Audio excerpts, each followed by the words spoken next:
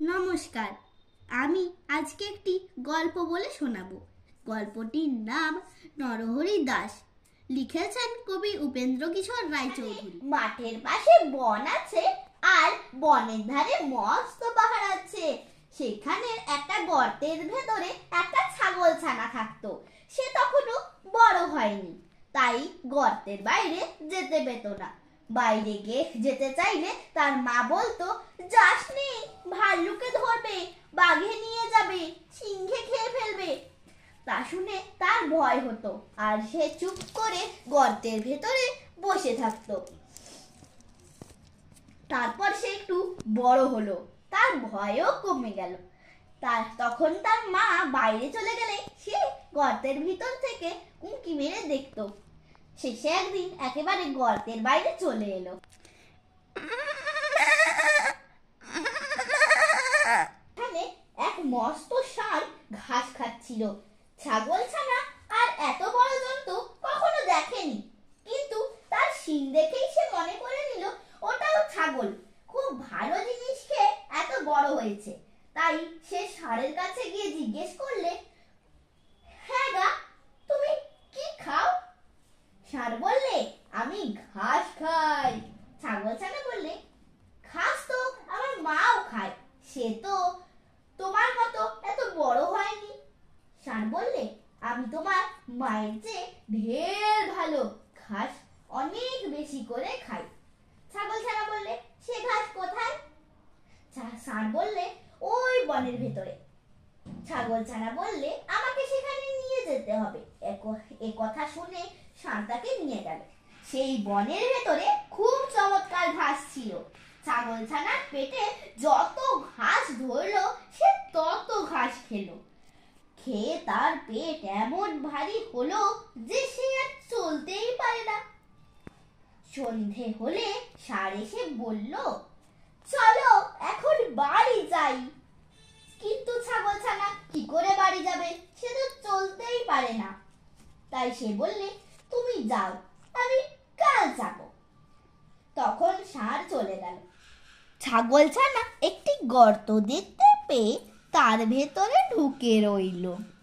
সেই গর্তটা ছিল একটা, যেখানে মাঠের পাশে বন আছে আর বনের ধারে মস্ত পাহাড় আছে।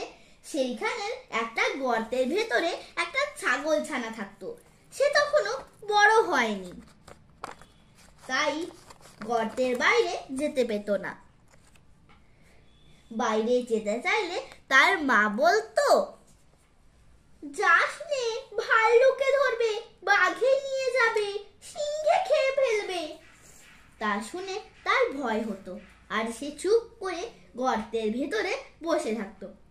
তারপর সে একটু বড় হলো, তার ভয়ও কমে গেল। তখন তার মা বাইরে চলে গেলেই সে গর্তের ভিতর থেকে উঁকি মেরে দেখত। শেষে একদিন একেবারে গর্তের বাইরে চলে এলো।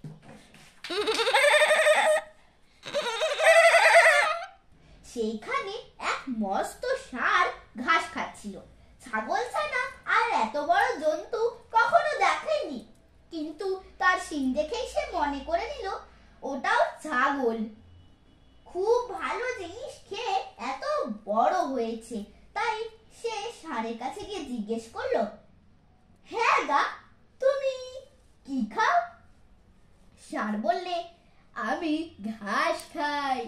ছাগল ছানা বললে, ঘাস তো আমার মাও খায়, সে তো তোমার মতো এত বড় হয়নি। ষাঁড় বললে, আমি তোমার মায়ের চেয়ে ঢের ভালো, ঘাস অনেক বেশি করে খাই। ছাগল ছানা বললে, সে ঘাস কোথায়? ষাঁড় বললে, ওই বনের ভেতরে।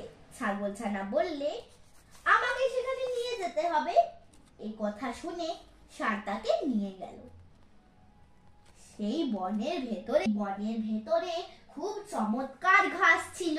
ছাগল ছানার পেটে যত ঘাস ধরলো সে তত ঘাস খেলো। খেয়ে তার পেট এমন ভারী হলো সে আর চলতেই পারে না। সন্ধে হলে ষাঁড় এসে বলল, এখন চলো বাড়ি যাই। কিন্তু ছাগল ছানা সে তো চলতেই পারে না। তাই সে বললে, তুমি যাও, আমি কাল যাব। তখন ষাঁড় চলে গেল। ছাগলছানা একটা গর্ত দেখতে পেয়ে তার ভেতরে ঢুকে রইল। সেই গর্তটা ছিল এক শেয়ালে। সে তার মামা বাঘের বাড়ি নিমন্ত্রণ খেতে গিয়েছিল।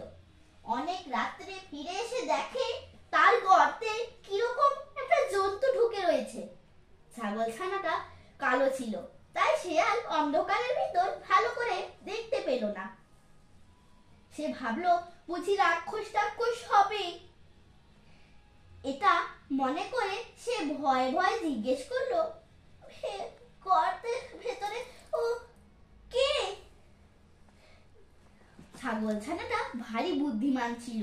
সে বললে, লম্বা লম্বা দাড়ি, ঘন ঘন নাড়ি, সিংহের বাবা আমি, নরহরি দাস, 50 বাঘে মোর এক এক গ্রাস। শুনেই তো আবাগো বলে সেখান থেকে দে ছুট।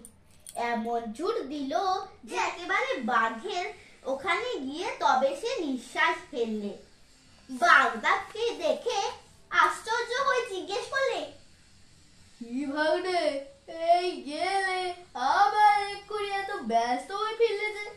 শিয়াল হাঁপাতে হাঁপাতে বললে, বাবা সর্বনাশ তো হয়েছে, আমার গর্তে এক নরহরি দাঁড়িয়ে গেছে। সে বললে, কিনা 50 বাঘে তার এক এক গ্রাস। তা শুনে বাঘ ভয়ানক রেগে বললে, বটে, তার এত বড় আস্পর্ধা? চলো তো ভাগ্নে, তাকে দেখাবো কেমন 50 বাঘে তার এক এক গ্রাস।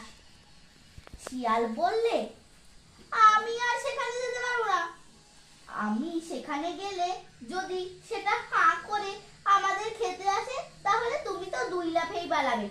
আমি তো তেমন ছুটতে পারবো না, আর সে বেটা আমাকেই ধরে খাবে। বাঘ বললে, তা কি হয়, আমি কখনো তোমাকে ফেলে পালাবো না। শিয়াল বললে, তবে আমাকে তোমার লেজের সঙ্গে বেঁধে নিয়ে চলো। তখন বাঘ তো শিয়ালকে বেশ করে লেজের সঙ্গে বেঁধে নিয়েছে। আর শিয়াল ভাব, এবারে আর বাঘ বাবা আমাকে ফেলে পালাতে পারবে না।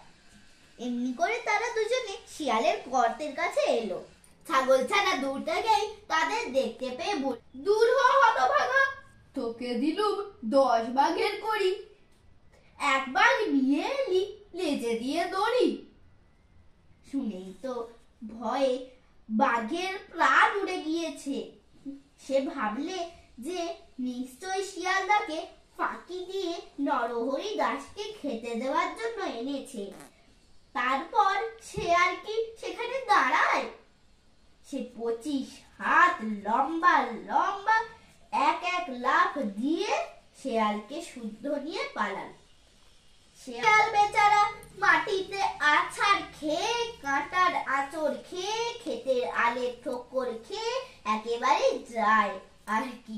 পেঁচিয়ে বলল, বাবা আল, বাবা আল। শুনে ভাবে বুঝি সেই নরহরি দাস এলো। তাই সে আরো বেশি করে ছোটে। এমনি করে সারা রাত ছুটোছুটি করে সারা হলো। সকালে ছাগলছানা বাড়ি ফিরে এলো। শিয়ালের সেদিন ভারী সাজা হয়েছিল। সেই থেকে বাঘের উপর তার এমনি রাগ হলো যে সে রাগ আর কিছুতেই গেল না। নমস্কার।